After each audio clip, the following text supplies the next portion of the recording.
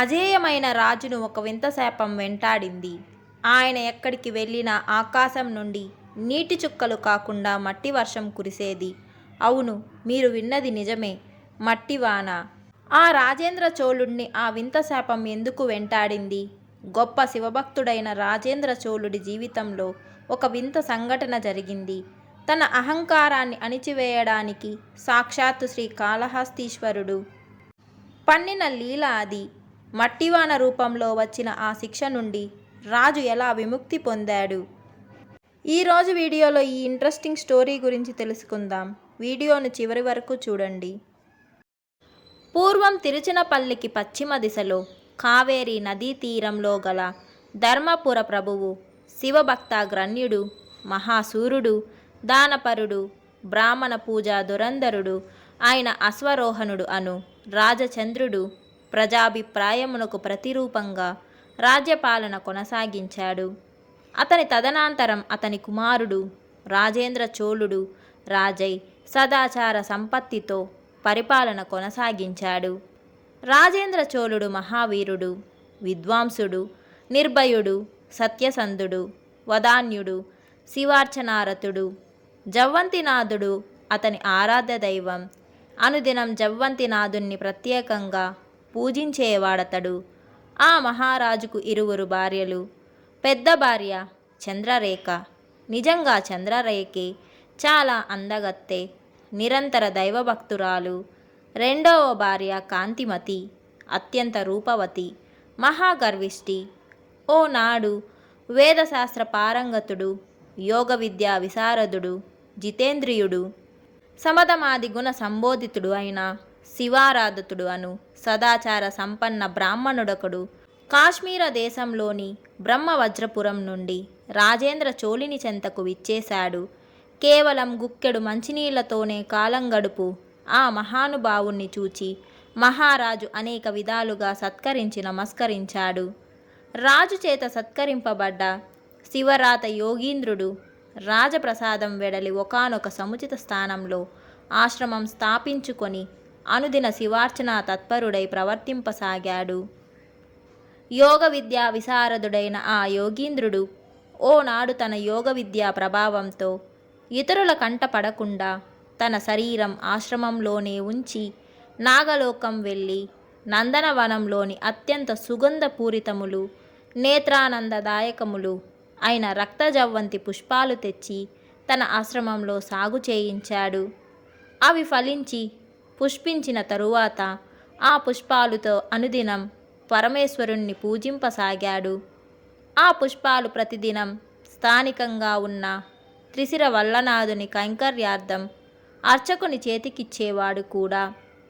ఓనాడు రాజుగారి ప్రాపకం కోసం అర్చకుడు ఆ పుష్పాలను దైవ కైంకర్యార్థం వినియోగింపక స్వార్థ బుద్ధితో మహారాజుకు సమర్పించాడు.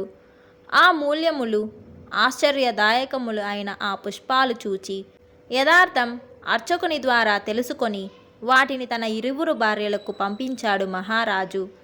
పెద్ద భార్య ఆ పుష్పాలు మాలగా కూర్చి అంతఃపురంలో ఉన్న పరమేశ్వర విగ్రహానికి సమర్పించింది. భక్తిపూర్వకంగా నమస్కరించింది, పూజించింది. చిన్న భార్య మాత్రం అలా చేయక మాలగా కూర్చి అలంకరించుకొంది. పుష్పాల మీద మక్కువ పెంచుకున్న మహారాజు భటులను పిలిచి వారి ద్వారా యోగీంద్రుని పుష్పవనమును బలవంతంగా స్వాధీనపరుచుకొన్నాడు. పుష్పవనం నుండి లభిస్తున్న పుష్పములను ప్రతిదినం 3 మాలలుగా కూర్చి తనకు తన ఇరువురి భార్యలకు సమర్పింపవలసిందిగా పనివారలను ఆజ్ఞాపించి వారి చేత అలా చేయించాడు. ఈ నియమం ఎవరు ఉల్లంఘించినా వారికి మరణశిక్ష విధించాడు. భటులు శివరాత యోగీంద్రునికి రాజాజ్ఞ వివరించి తమ కర్తవ్యం నిర్వహింపసాగారు. రాజుగారికి సమర్పిస్తున్న మాలను తానే ధరింపసాగాడు మహారాజు. పెద్ద భార్య తన మాలను పరమేశ్వరారాధనకు ఉపయోగింపసాగింది. చిన్న భార్య అలంకరించుకుంటుంది. ఇలా కాలం గడుస్తున్న కొద్దీ రాజుగారి దుర్మార్గ కృత్యమునకు శివరాత యోగీంద్రుడు మానసికంగా క్షోభింపసాగాడు. ఓనాడు శివపూజ చేస్తూ కళ్ళనీరు పెట్టుకున్నాడు యోగీంద్రుడు. వెంటనే పూర్వాభిముఖంగా ఉన్న శివలింగం పశ్చిమాభిముఖంగా తిరిగిపోయింది. వెంటనే పట్టణమంతా మట్టివాన కురవసాగింది. పెనుదారుగా కురుస్తున్న మట్టి వర్షం వల్ల పట్టణమంతా అల్లకల్లోలమయ్యింది. రాచనగరాలన్నీ మట్టి వర్షంతో మునిగిపోసాగాయి. కానీ పట్టపురాణి యొక్క అంతఃపురం మాత్రం చెక్కు చెదరలేదు. ఆ ప్రాంతంలో వర్షమే లేదు. ప్రాణభీతితో పట్టణ ప్రజానీకమంతా పెద్దరాణి గారి అంతఃపురం చేరుకొన్నారు. ఈ వైపరీత్యానికి భయపడిపోయిన మహారాజు ప్రాణరక్షణార్థం గుర్రంపై ఎక్కడికో వెళ్ళిపోయాడు. రెండవ భార్య కాంతిమతి మట్టి వర్షంతో మరణించింది. పట్టపురాణి చంద్రరేఖ మాత్రం జీవించింది. ప్రాణభీతితో పారిపోతున్న మహారాజును విడనాడక మట్టి వర్షం వెంటాడింది. మహారాజు ఎటు పోతున్నా మట్టి వర్షం వెంటాడుతూనే వచ్చింది. పలు దేశాలు తిరిగాడు మహారాజు. మట్టి వర్షం కూడా వెంటాడుతూనే ఉంది. కాలం కలిసి రావడం వల్ల అదృష్టవశాత్తు శ్రీకాళహస్తి క్షేత్రంలో అడుగుపెట్టాడు మహారాజు.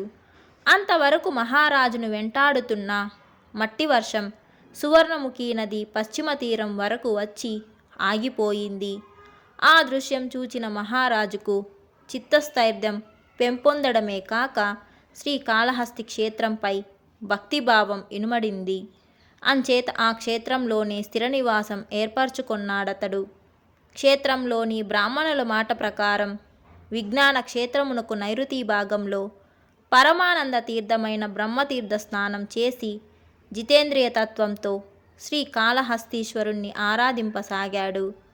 కాల పరిపక్వం కాగానే స్వామివారు చైత్ర శుక్లపక్ష ఆరుద్ర నక్షత్రయుక్త పంచమి సోమవారం నాడు మహారాజుకు ప్రత్యక్షమై సాయుజ్యముక్తి ప్రసాదించాడు.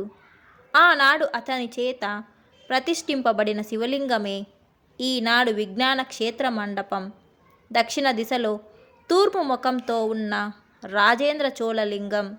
ఈ మట్టి వర్షం కారణంగానే ఈనాడు కూడా సువర్ణముఖి నది పడమటి గట్టు మిట్టగా, తూర్పు గట్టు పల్లంగాను ఉండడం అందరూ చూడవచ్చు. చైత్ర శుక్లపక్ష ఆరుద్ర నక్షత్రయుక్త పంచమి సోమవారం నాడు శ్రీకాళహస్తీశ్వరుడు రాజేంద్ర చోళుణ్ణి అనుగ్రహించినందువల్ల ఆ శుభదినం నాడు బ్రహ్మ విద్యా తీర్థంలో స్నానం చేసి విజ్ఞాన క్షేత్ర మండపంలో తూర్పు ముఖంగా ఉన్న రాజేంద్ర చోళ లింగమును దర్శించి మూలలింగమును పూజించిన వారికి ఉత్తమ గతులు లభిస్తాయి. ఈ గాథ ఆధారంగా శతనామావళిలో 82వ నామం పద్మసేవక రాజేంద్ర కన్యయుగల సేవితాయ నమః. పద్మసేవకుడు అను రాజు చేతను రాజేంద్ర చోళుని చేతను అమృతలత కాంతిమతులు అనెడి కన్యయుగలము చేతను సేవలనందుకొన్న శ్రీకాళహస్తీశ్వరునకు వందనం అను నామం ఏర్పడింది.